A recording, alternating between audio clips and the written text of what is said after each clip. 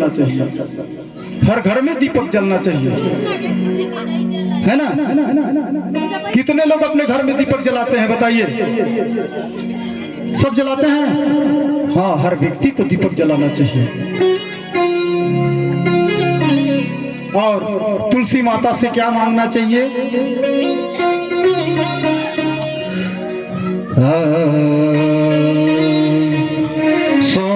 सौभाग्यम संततिं देवी, धनम धान्यम च मे सदा, आरोग्यम शोक शमनम कुरु मे माधव प्रिया।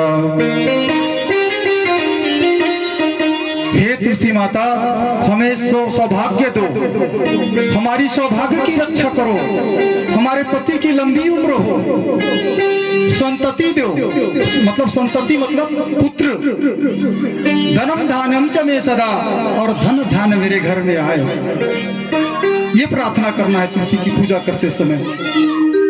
आरोग्यम शोक शमनम, हमारे जो अंदर में किसी प्रकार का रोग होगा उसको आप शमन कीजिए। शोक जो चिंता है हमारा, उस चिंता को शोक कीजिए। गुरु मैं माधव प्रिय, इतना कार्य को कर देना। हे माधव के प्रिय, हे माता वृंदा, इतना कहकर करके प्रणाम कर लेना और भोग लगा देना थोड़ा सा।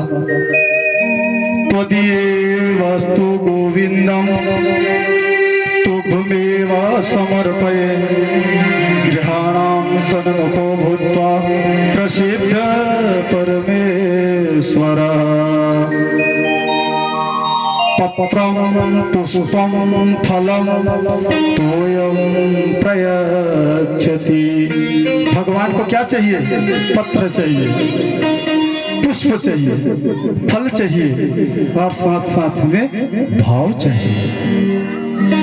भाव का मैं भूखा हूँ, भाव का मैं भूखा हूँ,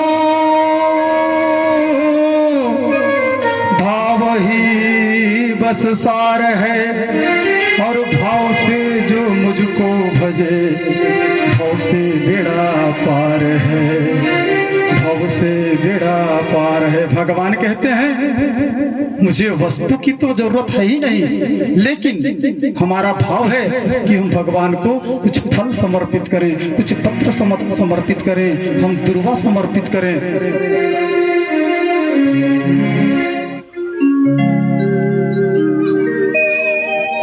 केवल भागवत की कहानी में आप लोग को सुनाऊंगा तो मेरा इस गान को आप लोग को मैंने दे पाऊंगा। ये अनमोल रत्न आप लोग को मैं दे रहा हूँ। कथा तो टीवी लगा कर भागवत सुन लोगे आप लोग, कल भी कहानी, जिसको कथा कहते हैं ना कहानी, उसको तो कल भी सुन लोगे, पर भी मैं सार सार को कहूंगा, बताऊंगा। तो भाव होना चाहिए। भाव कुभाव अनख अलसहु, नाम जपत मंगल दिस दसहु। भाव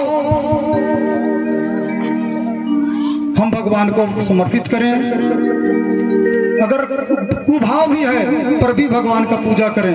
भाव कुभाव अनक आलस भी हो रहा है तो पर भी हम भगवान का पूजा करें।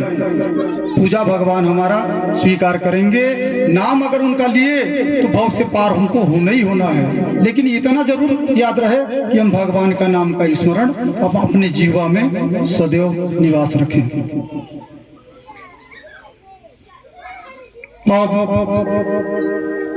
आगे की कथा है कि उस भरत जी को मृग तत्व की प्राप्ति हुई। वो मृग की योनि में कैसे गए? एक दिन भरत जी गंडकी नदी में गायत्री मंत्र का जाप करके आचमनी करने के लिए गए और एक हिरण का बच्चा शावक वो जल नदी में बहते हुए आ रहा था। बच्चा जीवित था और वो देख गए कि ये इसको अगर मैं नहीं निकालूंगा तो ये मर जाएगी। और भरत जी उस बच्चे को निकाल लिए और अपने कुटिया में ले आए। अपने बच्चे की तरह उसका पालन पोषण करना प्रारंभ कर दिए। हम घर में अगर कोई भी पशु पक्षी का पालन करते हैं तो उससे हमारा प्रेम हो जाता है। बिल्ली भी घर में रहती है ना, 2 दिन अगर घर ना आए तो कहेंगे कि आज तो 2 दिन हो गए हमारे घर का बिल्ली नहीं आई, बोलते हैं ना। अब वो उनको इतना प्रेम हो गया, वो अपने पुत्र की तरह उसका पालन करना प्रारंभ कर दिया, पुत्र की तरह पालना प्रारंभ कर दिए और उनसे उतना प्रेम हो गया। और जब धीरे धीरे धीरे धीरे वो बच्चा बड़ा हुआ तो वो अपने हिरणों के संग में जंगल में चला गया और रात दिन उसके चिंता में भरत जी थोड़ा थोड़ा खाना कम होते गया और चिंता उनको सताने लगा और चिंता में धीरे धीरे धीरे धीरे धीरे उसका शरीर घटने लगा। चिंता से चतुराई घटे और दुख से घटा शरीर और पाप कर्म से लक्ष्मी घटे, कह गए दास कबीर। बोल श्यावर रामचंद्र की जय।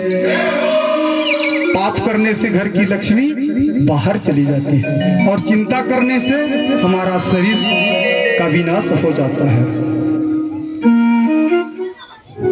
कौन हमेशा रहा जगत में, किसका यहाँ ठिकाना है।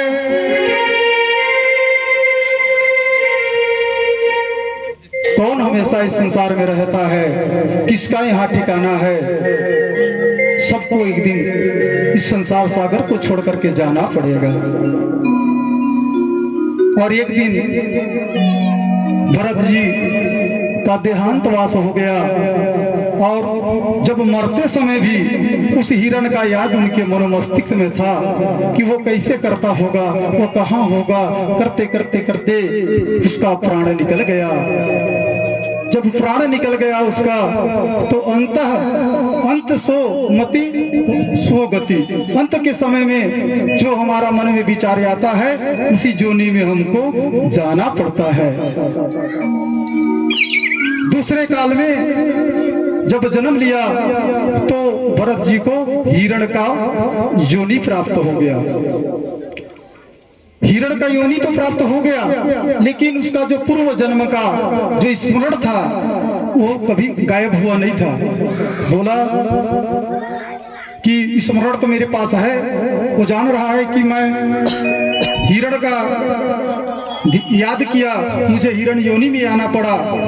अब इस देश से मैं जब भी उधार होऊंगा, जब भी मैं मानुष योनि में जाऊंगा तो मैं ऐसा गलती कभी नहीं करूंगा।